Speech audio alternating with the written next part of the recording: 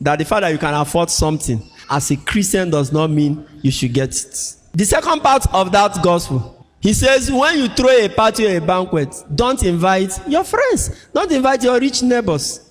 He said, go to the street and carry the lame, the blind. He said, the fact that they cannot repay you means that God will do what? Repay you. So even if you can afford expensive things, he's saying, for the sake of those who don't have it, sometimes you need to bring your standard what? Low. If you invite the lame, the poor, you have brought your standard low. You are not hanging with the elites. So Jesus is saying, for you Christians, sometimes you have to deliberately crash your standard for the good of others. You can't be wearing gold, diamonds, or millions of naira when you still have very miserable people around you. That's what Jesus is saying. Like I say, I feel buy this watch of 500,000 though, and I still have people who need basic things, whom 10,000 naira, 20,000 naira can solve their problem. Then I'll go and carry 500,000 and buy wrist watch. As far as Jesus is concerned, it is pride. Jesus would say, go and buy a wristwatch of 5,000, 10,000 naira. Use the remaining money and do what? And help those in need. That's humility. You crash down your level, your standard, so that you can help some people do what? Come up. So that you can even afford it as a Christian does not give you the right. You buy things that are way beyond imagination, and there is still misery around you. Jesus is saying it's pride. Bring down your level so you can elevate others. Humility is not accumulating money and not spending on expensive things. No. Humility is you have it, you reduce what you get for yourself so that other persons who are lower can do what? I was listening to Dangote on social media. He was interviewed by Mo Ibrahim. And the man said, with all his money, he doesn't have a single house abroad.